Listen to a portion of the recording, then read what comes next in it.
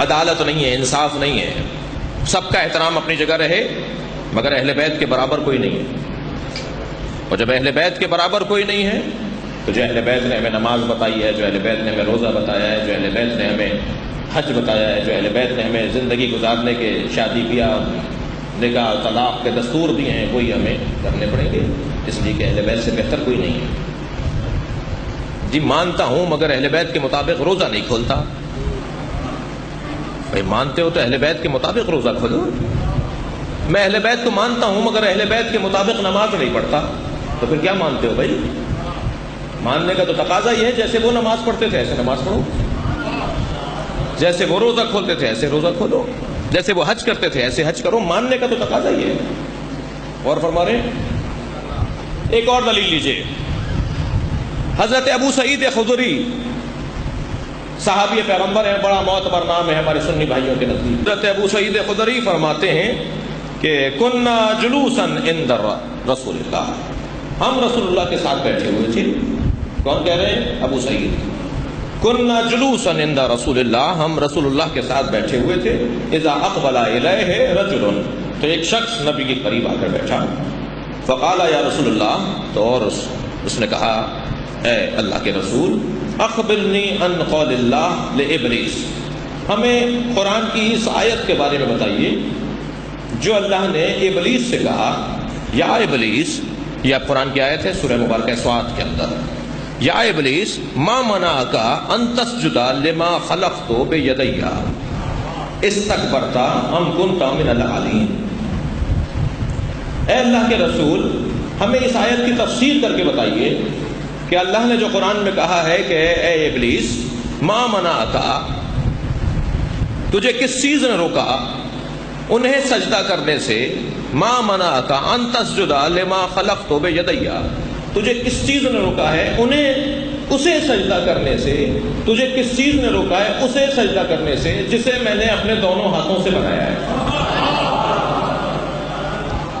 استکبرتا، کیا متکبر ہو گیا ہے اس لیے تو نہیں کر رہا سجدہ؟ ام کنت من العالین، یا تو عالین میں سے ہے؟ یا رسول اللہ من ہوا عالین، یا رسول اللہ یہ من ہم عالین، یا رسول اللہ یہ عالین کون ہے؟ اب سرکار دو جہاں نے پھر ارشاد فرمایا انا و علی و فاطمہ والحسن والحسین۔ اب اس کے اوپر تھوڑا سا میں آپ کو چاہوں گا تھوڑی توجہ مجھے اور دیں۔ کیا فرمایا؟ ایک صحابی سے آ کر سوال کیا یا رسول اللہ یہ آیت کیا کہہ رہی ہے؟ اے ابلیس تجھے اسے سجدہ کرنے سے کس نے روکا جسے میں نے اپنے دونوں ہاتھوں سے بنایا ہے؟ اچھا میرا تو ایک ہاتھ سیدھا ہے، میرا دوسرا ہاتھ الٹا ہے۔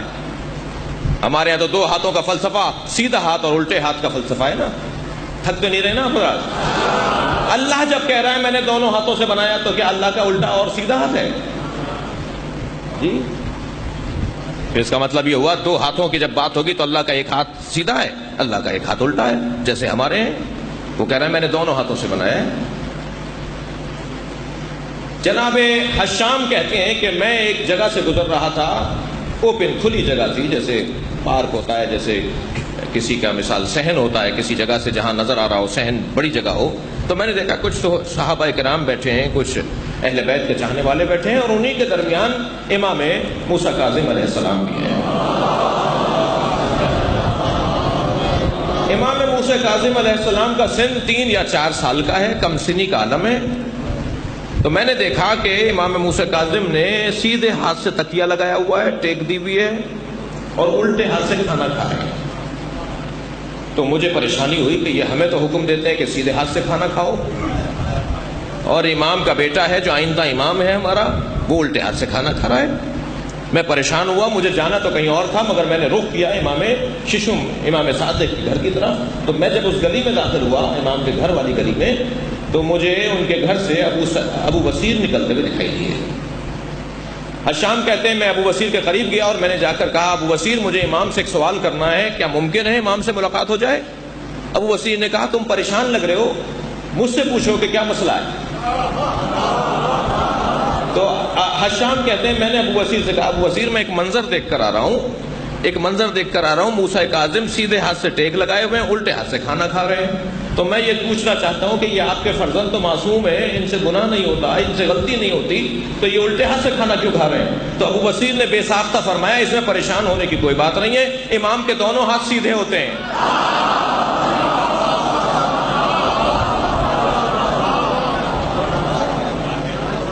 امام کے دونوں ہاتھ سیدھے ہوتے ہیں۔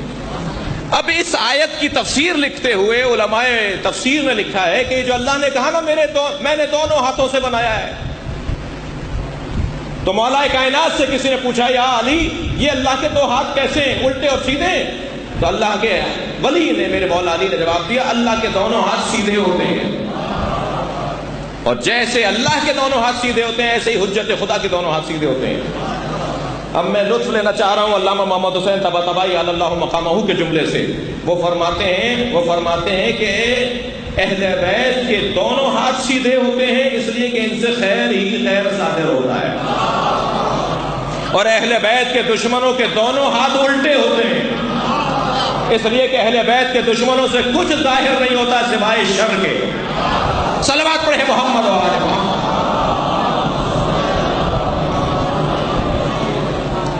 سائل نے سوال کیا یا رسول اللہ من ہم عالین، یہ جو ابلیس سے کہا گیا کہ تو کیوں سجدہ نہیں کر رہا آدم کو، کیا تو متکبر ہو گیا ہے، تکبر کی وجہ سے سجدہ نہیں کر رہا، یا تو عالین میں سے ہے؟ یہ عالین کون ہے؟ نبی نے فرمایا آدم کی خلقت سے 1000 سال پہلے،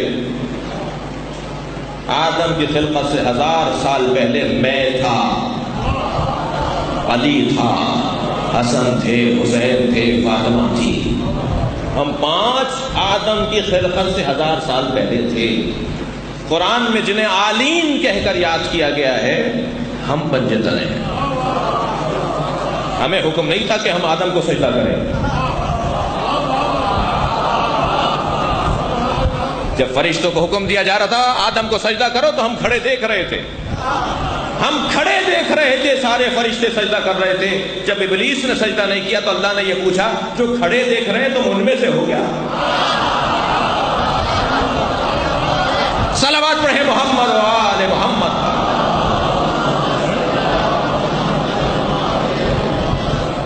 آج کی مجلس میں یہ تیسری دلیل، ان سے بڑھ کر کوئی نہیں ہے، مقرب ترین خانوادہ ہے جو اللہ سے قربت میں سب سے آگے ہیں۔ بس یہی بات ہے، موٹی موٹی باتیں ہیں، 2 اور 2 4 کی باتیں ہیں، جو سب سے زیادہ افضل ہوں انہی کے گھر پہ جانا ہوگا، انہی سے پوچھنا ہوگا، انہی سے رستہ لینا ہوگا، انہی سے رہنمائی حاصل کرنا ہوگی۔